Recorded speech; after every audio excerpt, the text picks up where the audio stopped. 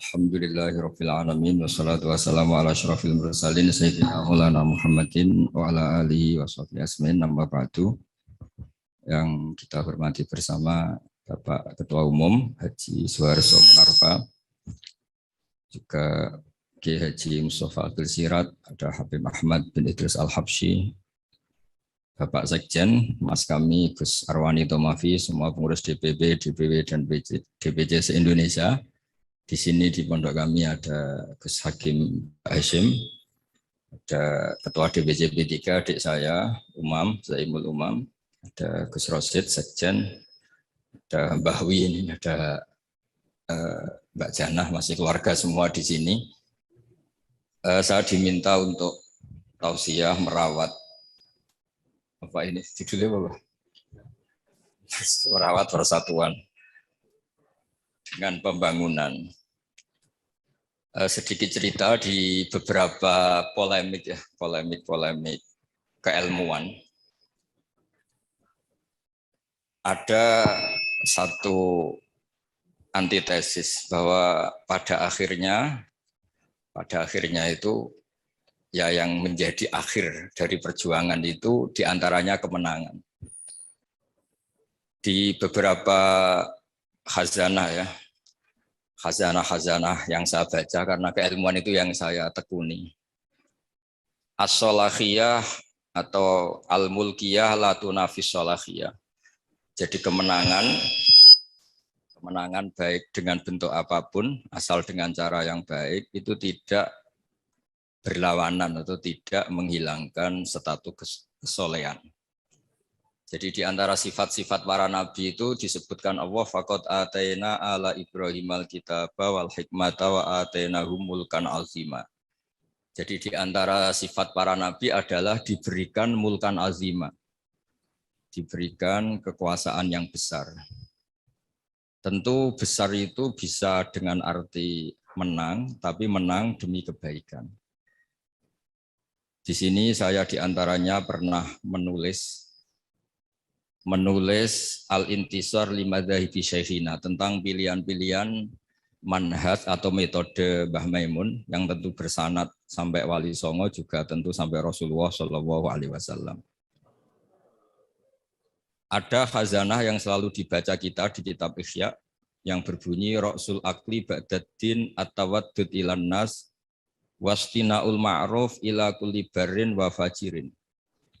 Jadi setelah akal kita mengantarkan iman kepada Allah Ta'ala, tugas kita sebagai manusia itu berperilaku simpatik at-tawaddud ilan nas, ya. Saya ulang lagi ya. Kita punya akal. Akal kita, kecerdasan kita untuk merumuskan, mengantar kita menemukan Tuhan, menemukan Allah, menemukan Tuhan yang Maha Esa. Kedua, at-tawaddud ilan nas. Akal kita kerahkan, kita pakai untuk supaya kita ini berperilaku simpatik atau wadud ilan nas. Karena awal orang ikuti kita itu kalau simpatik dengan kita. Dulu kita sering dengar cerita-cerita kuno, kalau orang merebut kerajaan itu ya lewat kesaktian. Bahkan cerita-cerita kuno itu kalau antar orang sakti ingin menguasai perempuan yang cantik itu juga adu kesaktian sampai ada yang meninggal. Lalu era modern di seluruh tren dunia itu ditemukan sistem kompetisi yang sehat. Sehingga yang menang itu aturan mainnya ditentukan. Entah dipilih secara mayoritas, entah dengan kualifikasi apa, tapi yang jelas itu dihindari safkud dima, yang namanya pertumpahan darah. Jadi itu yang paling lama yang kita ikuti. Disebut wa'id akhadna saqakum latasfikuna dima'akum. Jadi pertama yang harus kita hindari dalam kompetisi, jangan sampai ada pertumpahan darah. Sehingga di antara kebesaran Sayyid Hasan bin Ali ketika dipuji Rasulullah SAW, inna ibni hadzal sayyidun wa inna Allah ta'ala sayuslihu bi baina fi'atin azimatin. Saya ini, Nabi kalau menyebut tidak cucu, tapi anak-anak saya ini la sayyidun, orang yang luar biasa, dan dia akan mendampingkan dua kelompok besar. Sehingga damai ini yang kita cari, termasuk kalau saya maknai kenapa dulu Mbah Maimun berpolitik, keluarga kami ya, bapak saya, Pak D. Taifur, Mas Arwani, Sekjen itu juga berpolitik. Itu bukan masalah politik sebagai rebutan kekuasaan, tapi sebagai bahwa kompetisi dengan cara yang menghindari pertumpahan darah. Kita punya cara untuk seni ya, kalau boleh dibahasakan seni merebut kekuasaan tapi menghindari pertumpahan darah. Ini penting. Jadi kata kuncinya itu hindari safkut dima, pertumpahan darah. Karena islah atau musolahah atau berdamai itu adalah sifat yang Rasulullah SAW memuji cucunya atau disebut anaknya yuslihu baina fi'atain azimatain. Jadi bekerja untuk perdamaian itu diantara caranya dibikinlah cara kompetisi yang sehat, mendirikan partai, terus aturan yang menang begini, dan yang kalah harus legowo, terus yang menang dijaga oleh konstitusi itu aturan-aturan yang disahkan oleh kaidah-kaidah usul fikih kita. Terus wastinaul ma'ruf ila kulli barrin wa fajirin. Dan berbuat kebaikan pada orang baik maupun orang tidak baik, fajir. Kita tahu dalam kaidah sosiologi al-insan abdul ihsan, manusia itu pasti budak kebaikan. Jadi kalau ada orang ya bisa baik, bisa buruk, mentalnya belum jelas. Kalau sowan orang baik dimarahin terus, kalau dolan ke orang buruk dijamu, dikasih makan, dikasih kopi gratis, sementara ke orang baik hanya dimarahin. Kira-kira bandulnya kemana? Pasti ke orang yang jelek ini.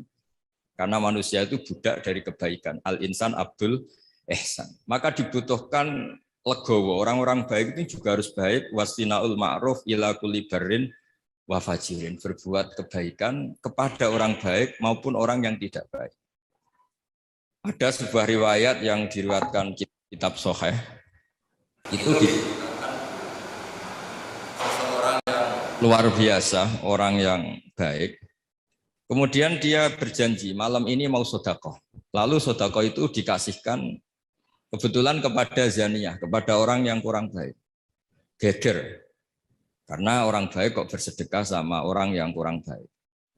Tusuddiko ala zaniyatin. Ada yang baca tasoddako ala zaniyatin.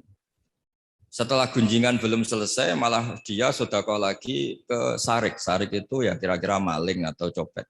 Geger lagi orang baik kok bersedekah sama copet. Ketika gunjingan itu belum selesai, malah dia bersedekah lagi sama al-ghani, orang yang kaya. Geger lagi kan sudah kaya kok disedekahi. Lalu di riwayat hadis sahih itu dijelaskan Allah ngapresiasi perilaku orang soleh ini.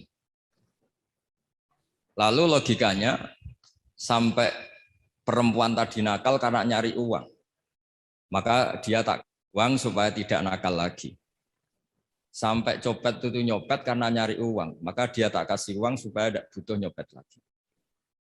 Sampai orang kaya tidak mau sedekah karena dia belum pernah merasakan nikmatnya dapat uang yang nggak usah kerja. Terus dia seneng. Terus dia akhirnya membayangkan orang lain juga seneng kalau tak kasih uang tanpa lewat apa? Kerja.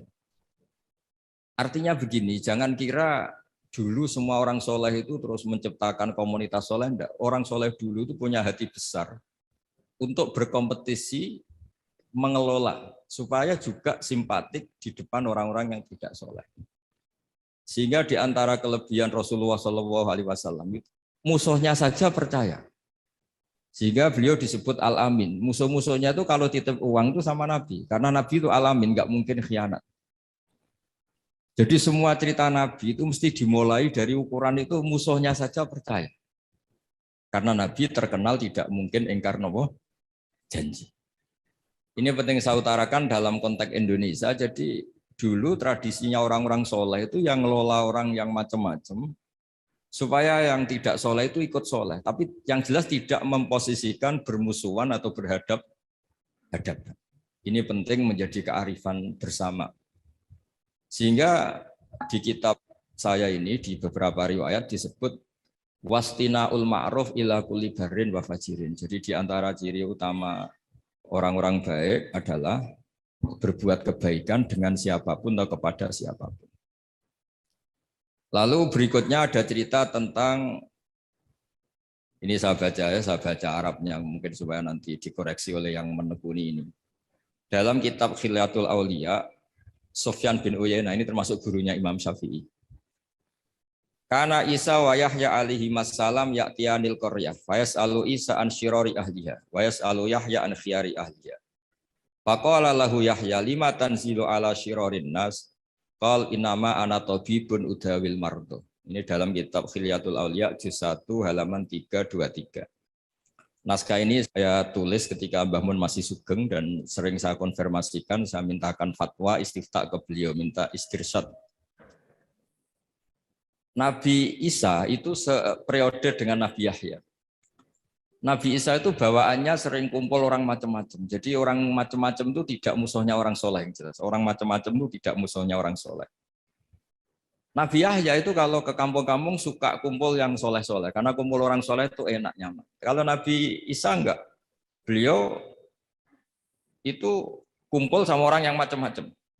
Terus ditanya, lima tanzilu ala syirorin nas. Kenapa kamu hidup atau membina komunitas yang syirorin nas, orang-orang tidak baik? Terus kata beliau, innama ana tabibun udawil mardo. Saya ini ibarat dokter, di mana dokter itu yang mengobati yang sakit. Jadi kalau kita mau menemukan obat untuk pandemi tertentu, tentu kita meneliti daerah yang jadi sentra pandemi, bukan daerah yang sehat. Tapi apapun itu, yang tekanan kami di sini adalah kita harus punya tradisi bahwa tidak memposisikan saudara kita sebangsa, senegara. Karena kondisi berbeda, terus itu posisi kita musuh, itu yang harus kita hindari. Karena kita ini saudara, seiman, kalau tidak seiman ya sebangsa, senegara, kalau tidak ya sekemanusiaan. Sehingga ini penting sebagai dalil ketika Nabi Isa ditanya, kenapa lima tanzilu ala syirorin nas qol innama ana tabibun udawil mardo. Saya ini ibarat dokter, di mana-mana dokter itu yang mengobati orang sakit. Terus ada sahabat yang pilihannya itu tegas. Walhasil saking tegasnya itu ditanya sama sahabat lain namanya Abdurrahman bin Auf, yang keras namanya Sayyidina Umar. Ketika ditanya, Sayyidina Umar jawabnya itu unik. Ya Abdurrahman, wawah laqad lintul linnas hatta khasyitu wa fil lail. Summa staddattu alaihim hatta khasyitu wa fi syiddah. Fa ainal makhraj. Faqama Abdurrahman yabki yajurru ridaah yaqulu biyadihi ufil lahum ba'dak. Jadi saya beri analogi ya. Kalau kita punya keluarga yang nakal sekali. Misalnya perempuan yang sering pacaran seenaknya, nakal sekali. Kita sebagai keluarga, sebagai orang tua atau paman atau pakde, pokoknya keluarga. Kalau Anda terlalu keras, maka ponakan Anda tidak pernah main ke Anda. Anda tidak punya kesempatan bina dia, karena Anda terlalu keras. Dolan ke Anda aja nggak berani. Tapi kalau Anda terlalu lunak, maka dianggap melegitimasi dia pacaran. Dia main ke rumah kamu dengan cowoknya, tidak kamu tegur, macak yang nggak benar, tidak kamu tegur, pakaiannya seronok, tidak kamu tegur. Maka dia mengira, wah Pak D saya yang kiai membiarkan saya, itu dianggap legitimasi.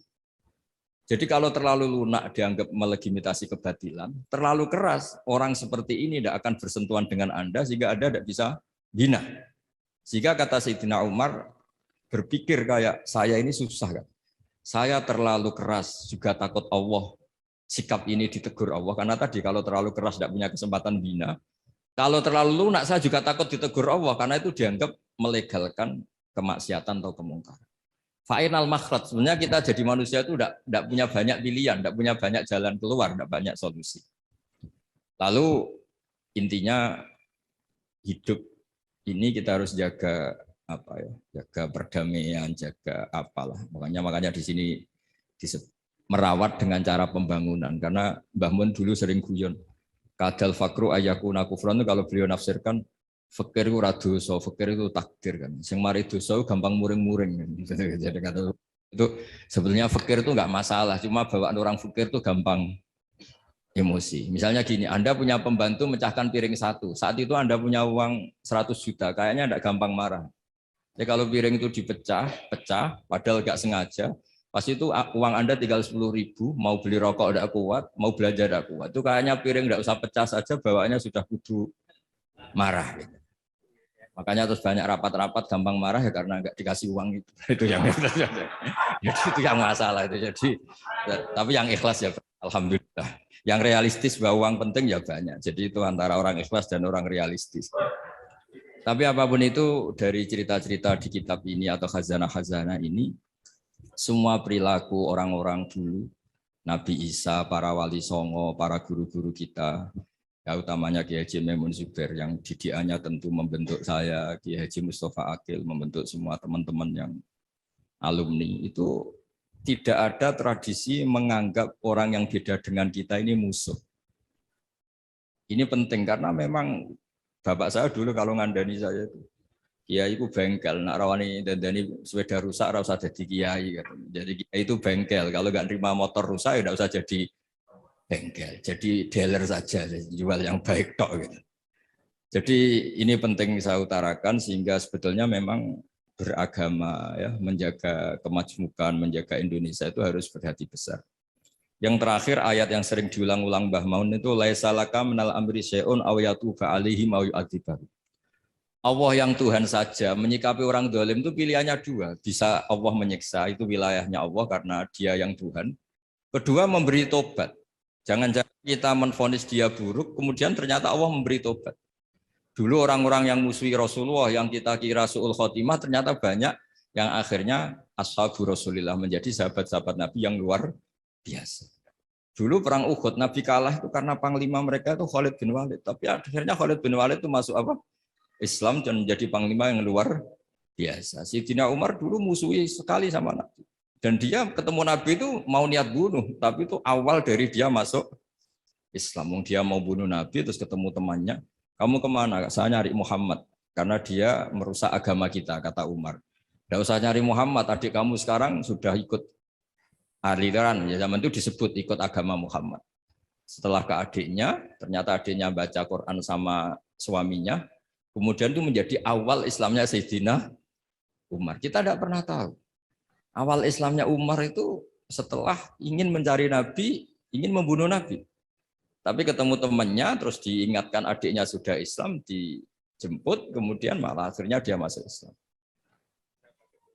Khalid bin Walid itu dalam banyak khazanah disebut, dia masuk Islam itu karena melihat orang Islam kalah. Dia dengar-dengar, ya memang dengar, kalau Rasulullah itu pesan jangan pernah kamu keluar dari gunung.